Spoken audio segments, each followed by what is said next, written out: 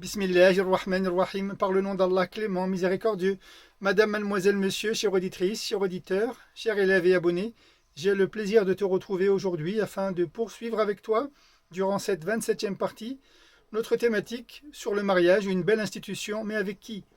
Aujourd'hui, je te propose un regard critique, mais néanmoins constructif, sur l'une des interventions de Cheikh Ahmed Miktar, imam et représentant de la chaîne Iqra en France et en Europe. La coranothérapie te présente ta chaîne YouTube pour une école associative, citoyenne, pédagogique et participative. Ta première cyberécole en ligne intitulée Pacte, projet d'accompagnement coranothérapeutique d'émancipation. École Pacte, projet d'accompagnement coranothérapeutique d'émancipation. École familiale, gratuite, publique et à ciel ouvert. Cycle d'études adressé aux adolescents du collège et aux futurs jeunes adultes au lycée.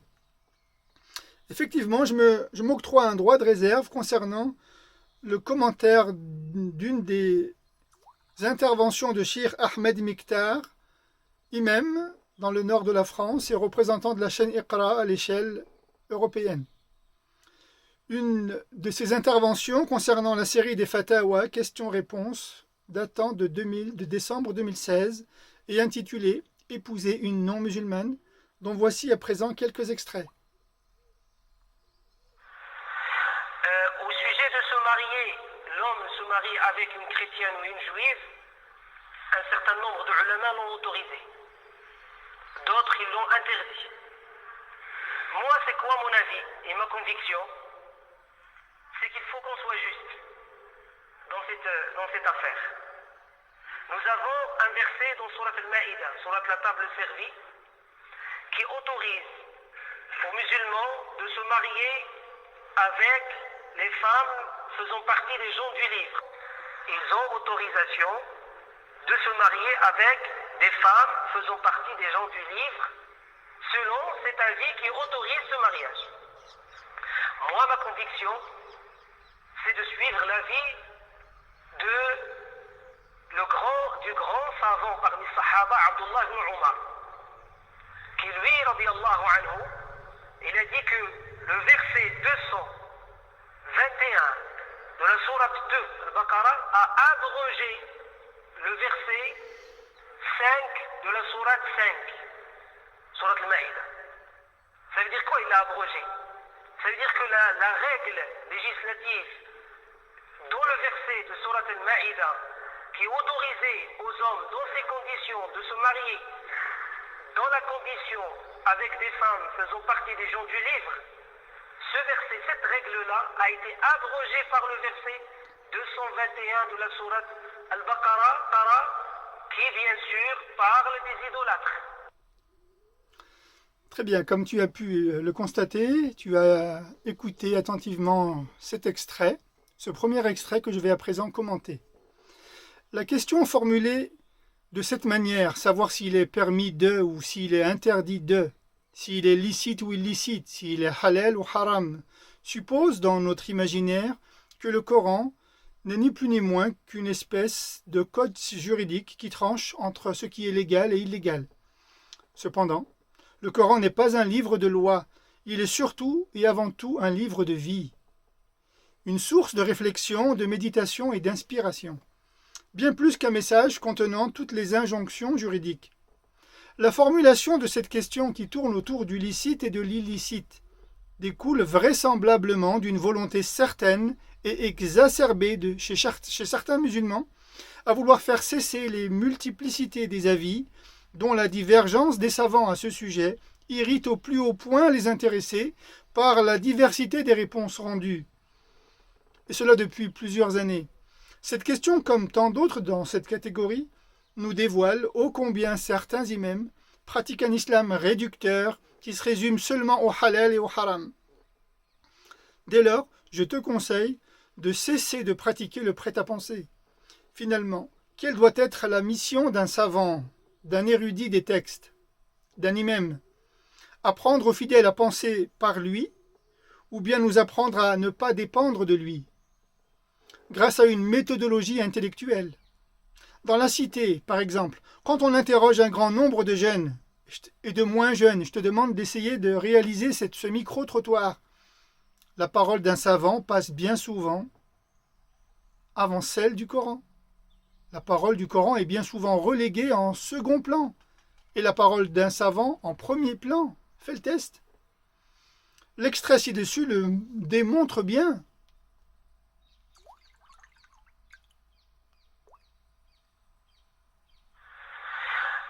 Au sujet de se marier, l'homme se marie avec une chrétienne ou une juive, un certain nombre de ulama l'ont autorisé.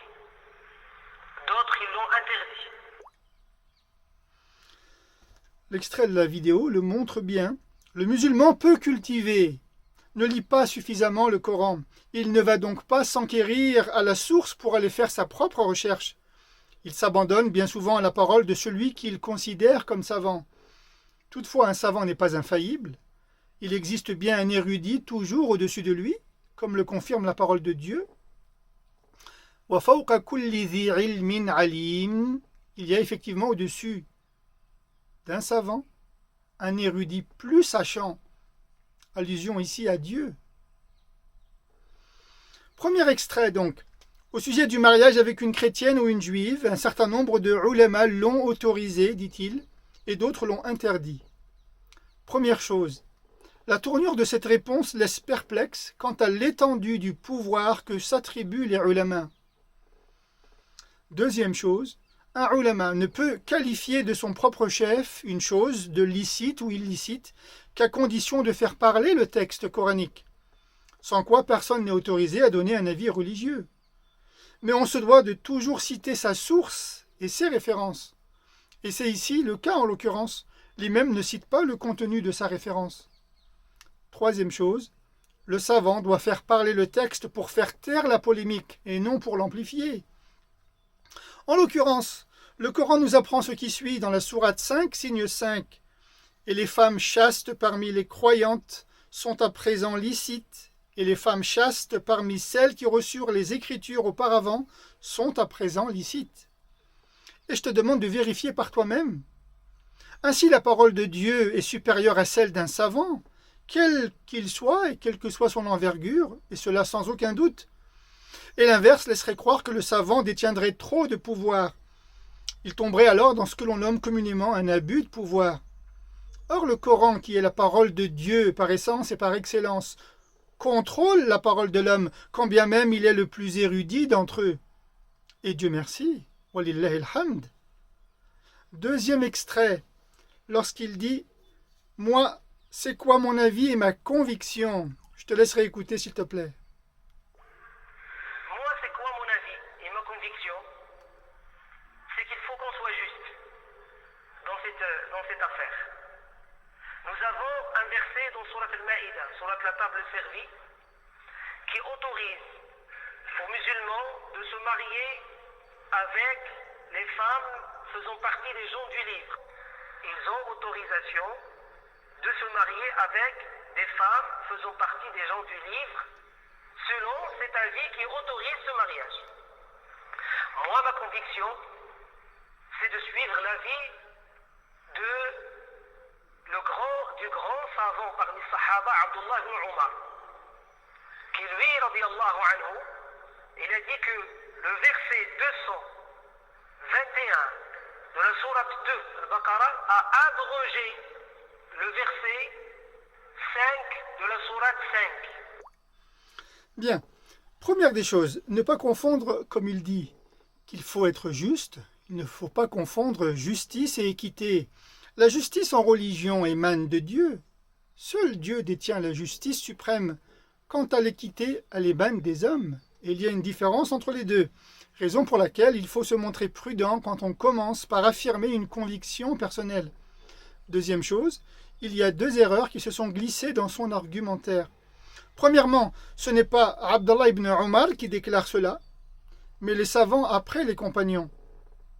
Et quant à son père, Omar ibn al-Khattab, qui est le père de Abdallah ibn Omar, radiyallahu ta'ala anhum, qu'Allah soit satisfait d'eux, c'est lui qui, en tant que calife, avait dû faire interdire le mariage à deux musulmans, et pas des moindres, qui avaient contracté le mariage, l'une avec une chrétienne, l'un avec une chrétienne et l'autre avec une juive.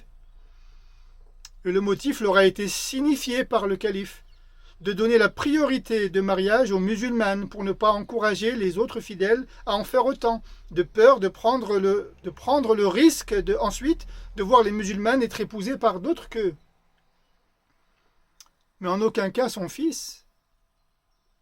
Deuxièmement, il n'a jamais été question que le verset 221 de la sourate 2 abroge celui de la sourate 5, jamais au grand jamais. Je mets au défi n'importe qui d'entre vous, lecteurs, arabophones ou francophones, de vérifier par toi-même. Je m'explique. Et suis bien le développement, je t'en prie. L'imam Ahmed Miktar ne cite pas le verset 221, sur lequel il s'appuie pour justifier son argumentaire. Pourtant, cela est nécessaire, sans quoi le lecteur, l'auditeur, non initié, ne peut suivre la logique de son raisonnement.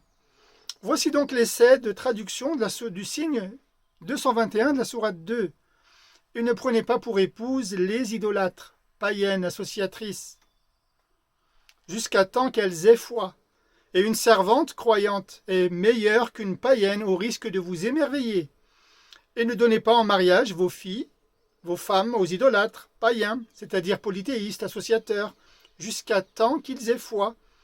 Et un esclave croyant est meilleur qu'un païen au risque de vous émerveiller.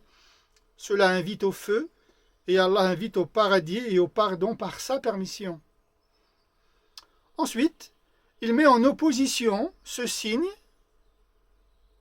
221 de la sourate 2, avec cet autre dans la sourate 5, signe 5, et licites sont les femmes chastes parmi celles qui reçurent le livre auparavant.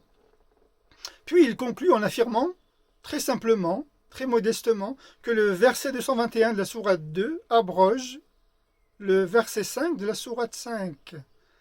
Je te renvoie à mon analyse dans les épisodes précédents, dans lesquels je développe avec davantage de précision, et notamment dans la partie 11 de cette thématique, dans laquelle j'explique certaines erreurs commises par certains imams au sujet du mariage. Conclusion, et elle sera un peu longue. L'interprétation d'un texte doit être soumise à une méthodologie de lecture. C'est comme cela qu'il peut être analysé. Seule une méthode de lecture permet de rapprocher deux extraits de texte, de les comparer ensuite, de les opposer, si besoin est, de les mettre face à face et de pouvoir conclure s'ils se complètent ou s'ils se télescopent, c'est-à-dire s'ils se contredisent ou s'ils s'abrogent. Sans une méthode de lecture rigoureuse et cohérente, on peut faire dire au texte ce que l'on veut, tout et n'importe quoi, et bien souvent son contraire. Rares sont les savants qui étudient, comme j'ai pu l'apprendre dans la mosquée du prophète il y a plus de 25 ans en arrière, par des maîtres spirituels, l'approche méthodologique d'interprétation de la parole de Dieu par le seul verbe de Dieu. Je te rappelle le commentaire du Coran de Cheikh Mohammed ibn Mohammed al-Mukhtar al-Shinqiti, Mohammedoun al-Amin ibn Mohammed al-Mukhtar al-Shinqiti, qui est l'un des plus grands érudits du royaume d'Arabie et qui a délivré un excellent ouvrage sur le commentaire de Dieu par la parole de Dieu réfléchie sur elle-même. Idahul Qur'ani bil Qur'ani al-Karim. Adwa'ul Bayan fi idahil Qur'ani bil Qur'ani al-Karim. La mission d'un érudit devrait donc se cantonner seulement et humblement à rappeler la source et à citer Dieu, raison pour laquelle Dieu nous demande et nous conseille cet enseignement. Par conséquent, interrogez les partisans du rappel si vous n'êtes pas en mesure de savoir. Fas'alu ahla dhikri in kuntum la ta'lamun. Si tu es attentif, le Coran nous demande de faire appel aux gens, non pas de science, mais du rappel. La différence entre les gens du rappel et les gens de science sont qu'effectivement, les gens qui sont ancrés dans le rappel sont constamment dans la lecture et la récitation des sources du Coran en priorité. C'est bien là le sens de la quête de Dieu. Dieu n'attend pas du savant qu'il s'assoie indirectement sur son trône et compose tel un ordonnateur qui donne ses ordres à tout venant. Conclusion numéro 2. Libre à toi de mettre en opposition mon raisonnement et celui de Maître Miktar et d'en tirer ta propre conclusion. Conclusion numéro 3. La question de l'abrogeant et de l'abrogé ne se posait pas du vivant des compagnons du prophète. Et ceci est une évidence, et c'est une flagrance en affirmant le contraire. Dire ici que le texte de la sourate 2 abrogerait le texte de la sourate 5 relève de l'amateurisme, c'est-à-dire d'un manque d'expérience dans la lecture des textes et d'un manque de connaissance dans la méthodologie de lecture et d'approche des textes du Coran. Parce qu'il est très facile pour se débarrasser d'un texte qui gêne certains savants de dire à son sujet qu'il est abrogé. Les compagnons ont mis en application les textes selon que ceux-ci leur étaient descendus et bien entendu en rapport au contexte propice de l'époque, contexte à la fois historique et géographique.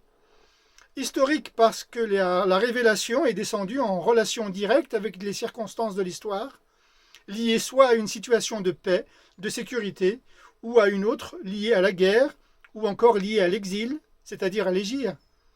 Et également avec des circonstances géographiques, c'est-à-dire que la révélation s'exprime selon le lieu où vivaient le messager et les musulmans avec lui. En cela, la révélation respecte deux types de chronologie. La première est la chronologie de l'histoire, celle qui se borne à suivre les événements du vivant du prophète étalés sur une période de 23 ans, et la seconde, qui est la chronologie du Coran que nous propose le Coran, qui, quant à elle, nous présente dans une suite logique le déroulement des sourates les unes après les autres. Ainsi, si tu es attentif à ce que tu lis dans le Coran, tu t'apercevras que le Coran se divise en deux chronologies bien distinctes. Le but est que tu puisses, en tant que lecteur, lectrice, reconstituer les faits du passé et réorganiser ta pratique selon un modèle identique ou se rapprochant de près du modèle prophétique à son origine. Ainsi tu parviendras à une connaissance à la fois pleine et entière de la situation comme si elle t'était présentée en temps réel. On découvrira par la suite que cette chronologie donne effectivement naissance à la méthodologie de lecture du Coran. Cette méthodologie, les compagnons nous l'ont transmise, nous l'ont fournie. Elle se trouve dans la dernière page du Coran, dans la table des sourates. Vérifie par toi-même. Ils nous l'ont enseignée et je m'efforce dans mes vidéos de te le faire parvenir.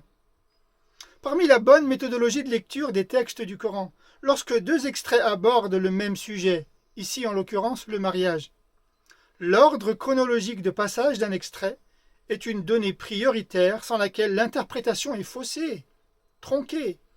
Dans le contexte médinois, dans lequel les extraits sur le mariage ont été révélés, on ne parle pas d'abrogation d'une loi par une autre, mais on parle de contextualisation d'une loi par rapport à une autre. La sourate 5, signe 5, n'est donc pas abrogée par la sourate 2, signe 221, par la simple et bonne raison que les deux extraits ne traitent pas des mêmes catégories d'individus. Sauf à les confondre, on risque de faire l'amalgame.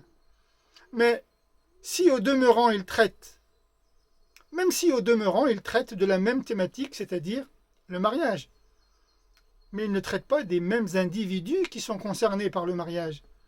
Sois attentif.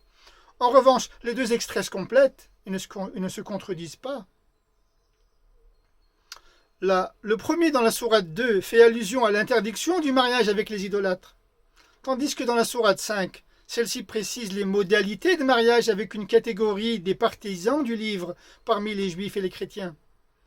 Ainsi, lorsque les deux extraits du Coran sont rapprochés et parlent d'un même sujet, et que tous deux ont été révélés dans la même période, en l'occurrence ici après l'hégire, c'est-à-dire dans la période médinoise, il faut impérativement étudier la chronologie de lecture et la méthodologie de lecture des textes comme cela nous a été légué par les compagnons du prophète eux-mêmes, et dont je vais t'apporter à l'écran un extrait. Grille d'analyse méthodique d'une réflexion sur les textes coraniques. Le mode d'emploi que nous laissent les compagnons sur la logique de lecture des textes du Coran laisse apparaître ce qui suit. Premièrement, prendre en considération le contexte historique de la source, pré-hégire ou post-hégire, soit avant, soit après l'hégire, puis son contexte géographique, médinois, pour obtenir le contexte social et sociétal. Deuxième point. Déterminer l'apparition des événements dans leur chronologie selon la source, Coran, Sunna. Troisième point, attention avec des propos subjectifs, c'est-à-dire trop personnels, voire idéologiques et ou même radicaux parfois. Quatrième point, mettre au défi l'éloquence du langage coranique, c'est-à-dire le style oratoire coranique, c'est 4a, porter le texte à la critique intellectuelle, fût-elle de l'élite que comptent les savants, les scientifiques, ainsi que des chercheurs de tous bords.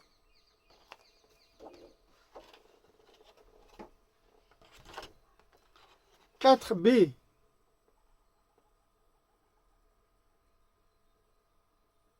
porter le texte face à l'emploi de la syntaxe grammaticale.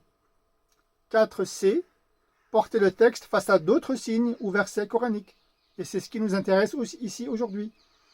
4d, porter le texte face à sa précision chirurgicale, sa clarté et sa cohésion.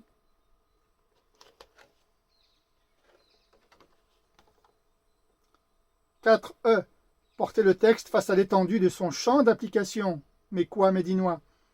4f, porter le texte face à l'épreuve du temps. Et enfin, 4g, porter le texte face à l'enseignement contenu dans le message de la tradition prophétique. Et Allah en sait davantage. Et c'est le premier extrait qui apparaît dans l'ordre coranique qui fait respecter l'ordre historique dans l'échelle du temps. Ainsi, l'extrait de la sourate 2, signe 221, est le premier extrait dans la catégorie liée à la thématique du mariage, qui n'abroge rien, qui nous apporte des informations au fur et à mesure de la révélation. La chronologie du premier extrait dans le Coran par la sourate 2, signe 221 respecte la chronologie du temps dans l'échelle de la révélation. Et l'extrait qui apparaît en second donne des précisions que ne fournit pas l'extrait précédent. Et c'est là que l'imam, à mon sens, se trompe. Il fait une double erreur, une erreur d'amalgame, d'abord, puis une erreur de différenciation, ensuite. Je m'explique. Il ne fait aucune distinction entre les idolâtres d'une part et les partisans des saintes écritures d'autre part, parmi lesquels figurent les juifs et les chrétiens. Il commet l'amalgame de tous les associer dans le même collier, dans le même panier, et de les traiter comme des païens, polythéistes, associateurs. C'est là une première erreur que l'on accorderait à un simple petit écolier. La seconde erreur est qu'il ne fait pas la différence entre ce que Dieu interdit et qui est mentionné dans la sourate 2 et ce que Dieu autorise et qui est mentionné dans la sourate 5. Il fait là une erreur de non-différenciation. C'est une seconde erreur qui démontre l'absence de méthodologie de lecture des textes de sa part. Voilà ce que je voulais te dire concernant le commentaire de cette vidéo. À présent, quelle est la méthodologie des textes selon le mode d'emploi des compagnons du prophète? Premièrement, une mauvaise lecture des textes peut conduire à une mauvaise compréhension. Une mauvaise compréhension conduit à une mauvaise traduction, à une mauvaise interprétation, parce que c'est la rigueur de la méthode qui te donne le procédé de lecture, c'est-à-dire la manière d'aborder un extrait. C'est la méthode qui produit le sens et donne la bonne orientation à suivre. Deuxième point, une mauvaise rigueur dans l'approche des textes peut conduire à un non-sens, une incohérence, voire même une contradiction des textes entre eux. Troisième point, une mauvaise connaissance du contexte sociétal, mécois, médinois, fausse la compréhension d'un texte et modifie grandement l'orientation vers laquelle renvoie le champ d'application du contenu d'une loi. Quatrième point, quand les textes semblent s'opposer, il faut être en capacité à déterminer lequel des deux est le plus ancien et lequel est le plus récent dans l'échelle du temps, c'est-à-dire dans la chronologie de l'histoire. Ou si tu préfères, il faut chercher et trouver l'ordre d'arrivée du premier texte sur le second, dans l'échelle de la révélation. Parce que chaque extrait contient dans son contenu une information clé qui permet de remonter à la construction du projet de Dieu et te conduire ensuite à la compréhension finale. Cinquième point, la clarté d'un texte ne suffit pas pour démontrer sa cohérence. Avoir un esprit transparent implique nullement avoir de la clarté dans les idées. Et enfin, sixième point, les extraits doivent être recoupés et associés afin de t'apporter les indices nécessaires pour reconstituer l'ordre chronologique des événements dans le Coran. Exemple